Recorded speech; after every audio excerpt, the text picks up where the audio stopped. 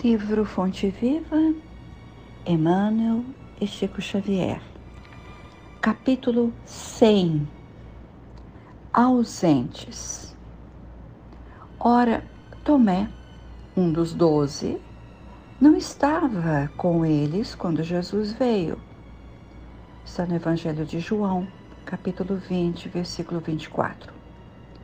Tomé, descontente, reclamando provas por não haver testemunhado a primeira visita de Jesus depois da morte, criou um símbolo para todos os aprendizes despreocupados das suas obrigações.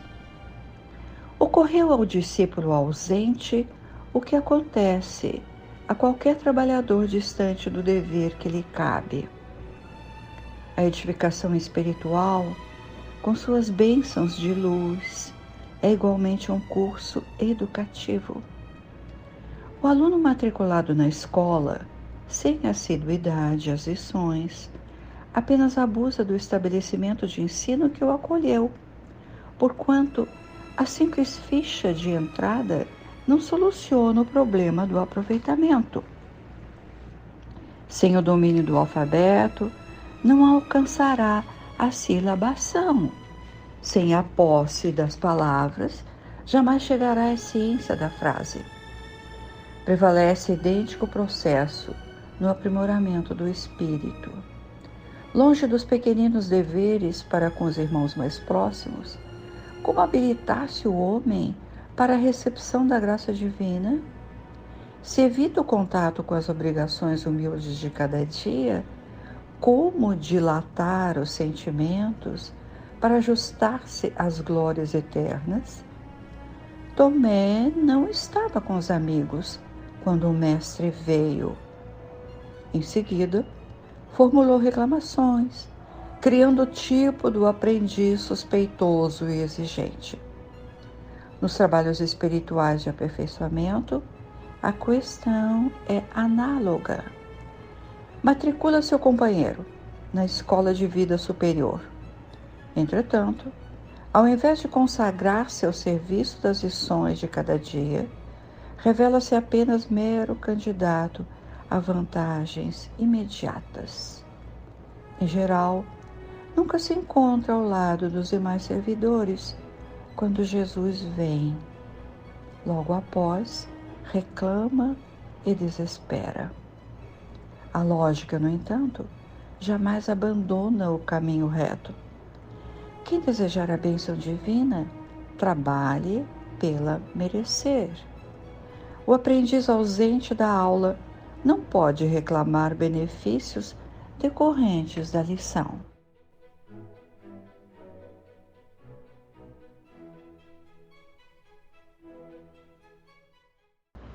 Nossos comentários. Assim, numa leitura desatenta, rápida, podemos pensar: onde estavam os 12 quando Jesus veio? E veio de onde?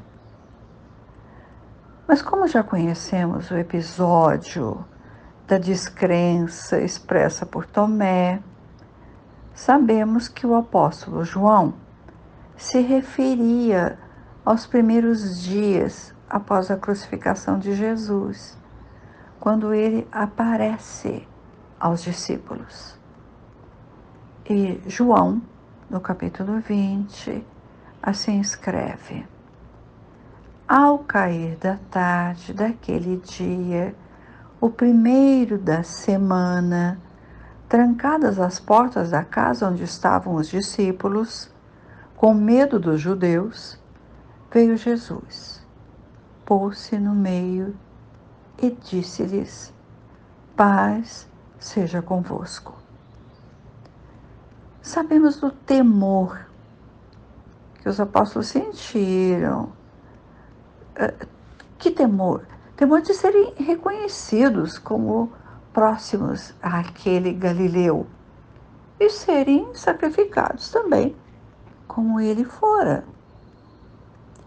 Trancaram-se ou saíram. Alguns seguidores apressadamente saíram para fora dos muros de Jerusalém. Então a volta, a aparição de Jesus entre eles, depois do domingo da ressurreição, ressurreição como contava Madalena e as outras mulheres, e o que contavam trouxe dúvidas aos homens discípulos. Mas a aparição entre eles, que agora estavam refugiados na casa, trouxe ânimo que não se esgotou. Daí por diante, Jesus não morrera na cruz. A morte existia para o corpo. Ele, o amorável Rabi, lhe dizia: paz seja convosco, como sempre dizia quando os encontrava e lhes falava. Abriram-se as mentes para o conhecimento da imortalidade, tantas vezes ensinado este conhecimento pelo Mestre querido. Os 12 ali não estavam naquele instante. Entre os ausentes estava Tomé, chamado também Dídimo. Dídimo significa gêmeo, nascido do mesmo parto. Só que eu não encontrei, eu não sei se de quem o Tomé era gêmeo.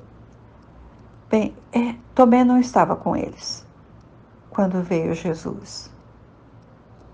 Quando os outros discípulos disseram que viram Jesus, que ele veio até eles, Tomé dá a resposta que nós já conhecemos. Se eu não vir nas suas mãos o sinal dos cravos, e ali não puser o meu dedo, e não puser a minha mão no seu lado, de modo algum acreditarei. Passados 8 dias, estavam outra vez ali reunidos os seus discípulos e Tomé com eles. Estando as portas ainda trancadas, veio Jesus e diz a Tomé o que sabemos. Põe aqui o teu dedo, continua, e termina, não sejas incrédulo, mas crente.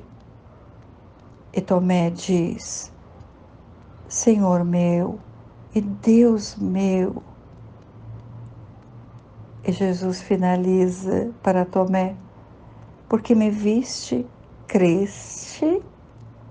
Bem-aventurados os que não viram e crerão. Encontrei no livro Boa Nova, escrito pelo historiador da espiritualidade, podemos dizer, Humberto de Campos, encontrei o capítulo 16, com o título O Testemunho de Tomé. Procurei os pontos principais da narrativa do escritor. Se puder achar pontos menos importantes. Mas vamos ver o que o texto nos esclarece diante da epígrafe que Emmanuel escolheu. Humberto de Campos começa mostrando a preocupação que Tomé apresentava ao mestre e aos companheiros. Claro, antes do acontecimento que estamos vendo. Como que Humberto de Campos nos apresenta Tomé e as suas dúvidas? Assim, como a influência de Jesus, do Senhor, ocorreria junto dos homens, considerados mais importantes e mais ricos? Não raro, Tomé insistia com Jesus para que atendesse às exigências dos fariseus, bem aquinhoados de autoridade e de riqueza. Como Tomé, outros seguidores também pensavam que era preciso conquistar os homens importantes na terra, para a causa do céu. Estavam um dia todos em Dalmanuta, quando Tomé vem falar com Jesus apressadamente. Jesus estava descansando na choupana de velho pescador.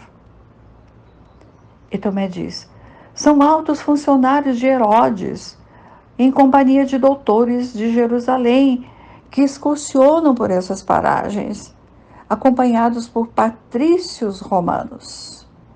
Eles querem vê-lo. Jesus guarda silêncio. Tomé continua a mostrar entusiasmo e fala muito, muito. Argumenta com Jesus, até que Jesus, examinando a atitude mental de Tomé, diz: que desejam de mim? Querem conhecer-vos, mestre. Aí podemos ler nesse capítulo uma longa e linda explicação de Jesus. Não é necessário que me vejam a mim, mas que sintam a verdade que trago de nosso Pai. Julgas então que o Evangelho do Reino seja uma causa dos homens perecíveis? Não terão de entregar a alma a Deus algum dia?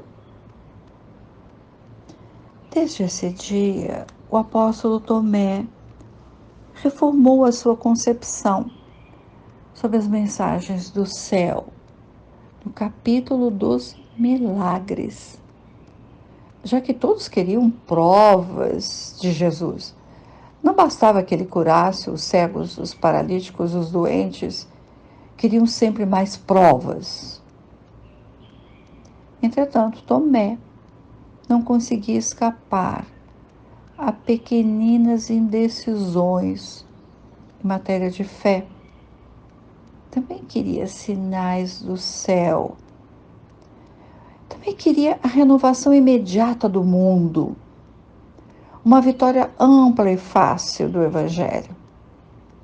Este era Tomé. Logo depois, a onda de perseguição vinha desfazer a suave e divina aventura que sentiam na Galileia. O mestre fora preso e, com exceção de João, que se conservara junto à sua mãe, todos os discípulos se afastavam e, espavoridos, também ele, Tomé, debandara, embora com o coração cheio de remorsos, porque, disfarçando-se, aproximou-se do Messias, entre a multidão, do Messias que caminhava sob a cruz.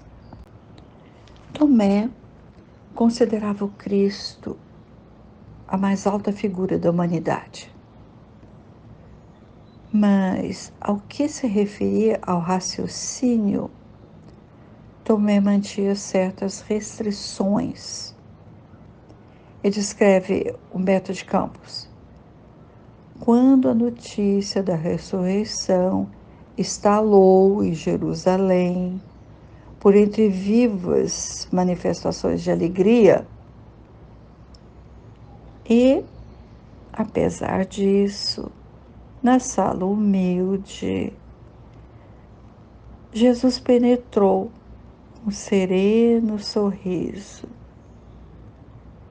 Paz seja convosco. E diz como nos dias venturosos e risonhos da Galileia. Tomé, tocado pela humildade e misericórdia do Mestre redivivo, prosternou-se e chorou. Emmanuel, como ele costuma escrever em suas reflexões, ele compara também aqui a atitude de Tomé compara os aprendizes do Evangelho aos discípulos ausentes, distantes do dever que lhes cabe, mas distantes também dos amigos que trabalham, como Tomé reclamou quando o mestre veio e ele ali não estava. O título do capítulo de Fonte Viva, Ausentes, também pode nos remeter a outros pensamentos, mas pensamentos semelhantes. Quantos de nós, ao sofrermos com a partida de entes queridos, sofremos com a ausência daqueles a quem amamos, ou até de quem dependemos emocionalmente? Quantos de nós dizemos ignorar que continuam vivos ou ressuscitados, como diziam que acontecera com Jesus? A descrença da imortalidade ou a dúvida quanto à imortalidade constrange o coração daquele que ficou, como muitos de nós, que ficou somente com muita dor e tempo decorrido, até que a dor seja suavizada, às vezes mais pelo esquecimento do que pela compreensão que o ente querido continua a viver. Quantos procuraram provas ou consolo com Chico Xavier para se assegurarem da continuidade da vida? Os espíritas, estudiosos do Livro dos Espíritos, compreendem que todas as mensagens do plano maior nos falam da continuidade da vida, da imortalidade da alma. E graças ao estudo, como também a análise dos fenômenos espirituais, não necessitam, voltando agora a Tomé, tocar nas mãos e pés do Cristo ressuscitado. Compreendemos o Cristo que volta sempre para guiar e consolar os homens desta humanidade ainda tão sofredora. Graças a Deus, Ele veio.